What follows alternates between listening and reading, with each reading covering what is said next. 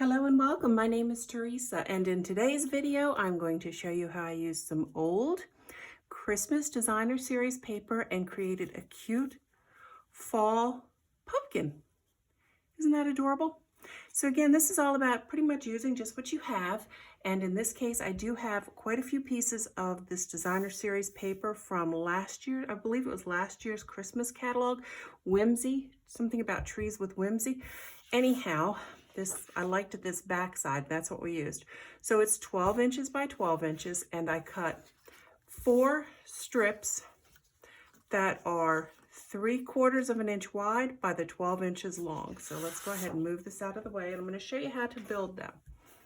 So after we have those things, let me just put all the ingredients first. Then I took a piece of, I want to say this is mint macaron, and this measures 1.5 by 1.5 inches. We're going to use that as the base.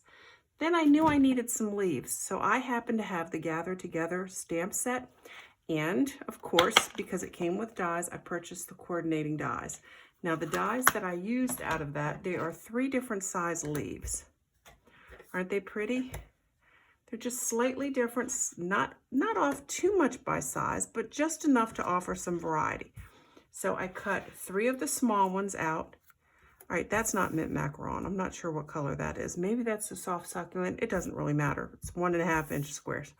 This, I think, is the mint macaron. So I cut out 3 of the small leaves in that. Then I just picked up some of my white paper. It's a little off-white, and I cut 3 out of that. Then taking this new gold metallic paper that's in the current mini catalog, I cut 3 of the bigger leaves out of that.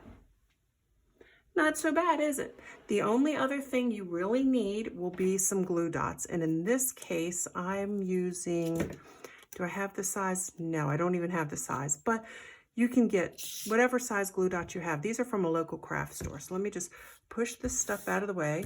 It may or may not be off camera, which isn't so bad because that's the fun part. Let's start with building it. On the inside, this will be my inside piece. I'm going to lay that down. Actually, no, I'm not. I'm going to soft bend it, just a small crease. See? Don't crease it tight, just a soft crease. And that's just so I have a good idea of where the center is. And to that center, you can use a glue dot or you can use your Stampin' Seal Plus. I'm going to put some Stampin' Seal Plus down. Then taking another sheet of paper and finding that center by applying just a loose, see, just a loose fold. I can eyeball it and find where it is here and just put that down. Don't worry too much, doesn't have to be too exact. Turn your paper from a plus sign to an X sign, and we're going to do the same thing. We're going to apply some Stampin' Seal Plus right there in the center. We're going to take our 3rd strip of paper, give it a soft crease, just so we know where it is, and we're going to lay that down. A little bit more Stampin' Seal Plus or a big glue dot would work just fine. Take our last sheet and putting that crease, we're folding it towards the inside, that paper you don't want to use. We're going to put that one down. So far, so good. Pretty easy, isn't it? Now, before we go any further, I'm going to turn this over and I'm going to go ahead and put my base on. Actually, I want to keep that. I want to know that that's the very first one, so that's why it's running up and down. See, that was the first piece I had applied. So you can see that. That's the very first one I did. Now to this, I'm going to take some small glue dots and I'm going to apply a glue dot in each of the 4 corners. Trying to eyeball that as best I can. I don't want to lean over it and block your sight. So, and then in the center, if you can use your Stampin' Seal Plus or you can use a big glue dot if you have it, but I'm going to apply some Stampin' Seal Plus right in the center. This part, you want to make sure that you are centering it to where the corner is in the center of that paper and these sides, okay? Because you want the glue dots to adhere to those main sheets, okay? Doesn't have to be exact, but you want to get it as close as possible. Now, taking this, I want to make sure that this was the first piece. I'm just going to flip it that way so I know I'm working with this. this point, I grabbed some of the smaller glue dots. These are not those minuscule glue dots, but they are just small ones. And on that outside, I applied a glue dot. Then I want to bring this over, and I just want to overlap it, not a whole lot, just a little, and give it a press. Take another glue dot. Gotta keep up with my glue dots. And do you see where I put that? Now we want to take a side strip, because we're working that plus sign first, and I offset it just to, actually no I don't, I think I went all the way over. And then we need another glue dot. Put that one there and bring over its partner. Look at that. 2 more to go. And then we can just turn it and apply another glue dot to the top. We're layering it. We absolutely are. Let's bring the bottom one up. Add another glue dot. Let me get rid of some of this extra paper there. That glue dot came off nicely. Overlap. Apply another glue dot. There's a theme here. Apply a glue dot. See, I'm coming over just to where it was there. See, it comes to that edge of that paper. And one more glue dot. And that's pretty much all I have open. One more glue dot for this portion. Okay, and then we have our nice round ball. Now that was a little too round for me, and that's why I put the base on it, because then I just kind of squished it. And you know, you can play with it a little like that. Boom, we have it there. Now for the fun part, we can start applying our leaves.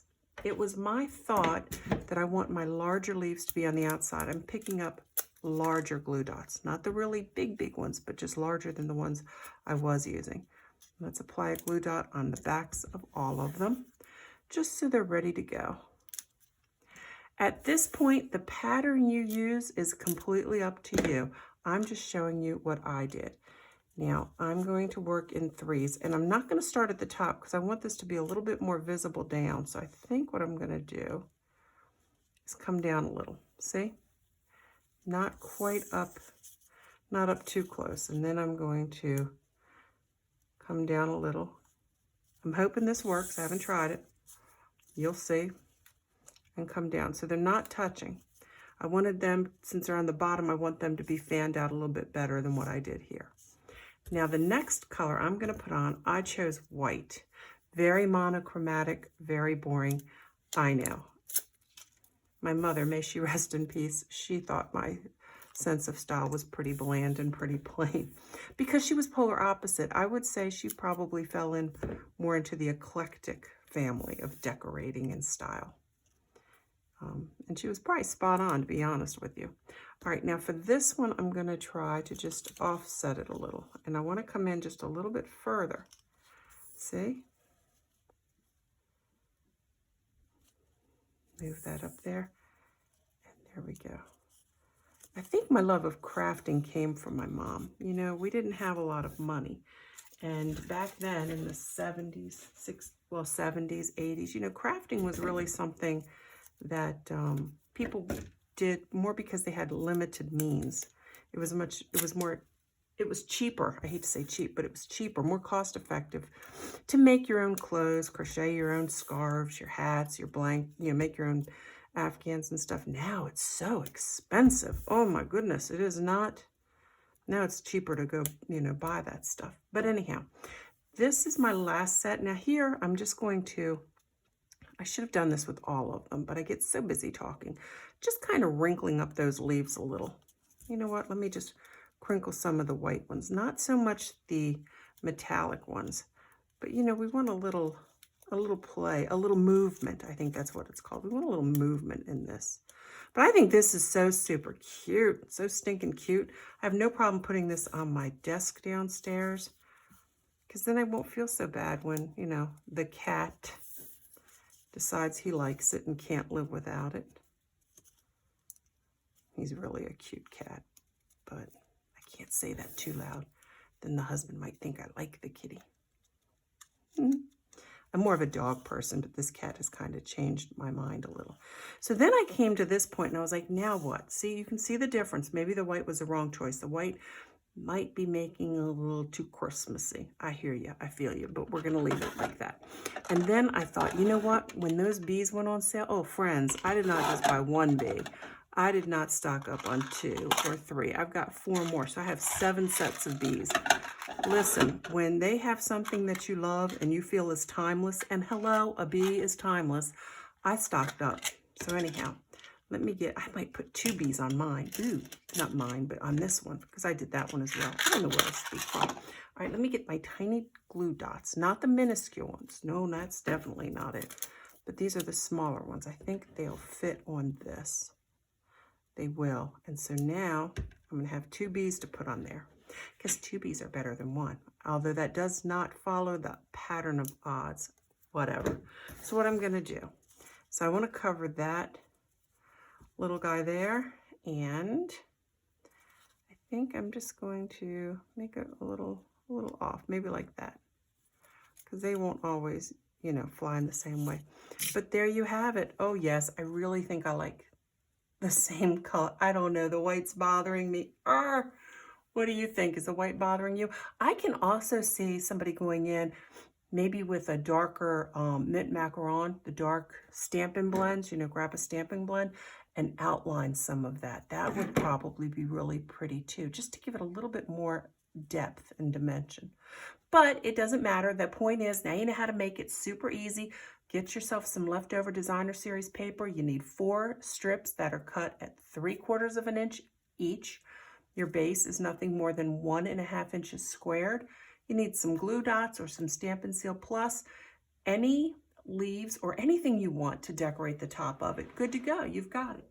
Anyhow, thanks for joining me. Glad you stopped by. If you haven't subscribed to the channel, please consider doing so. If you have a friend who also likes card making and easy peasy craft making, go ahead and share this site with them. And in the meantime, and until the next time, happy stamping.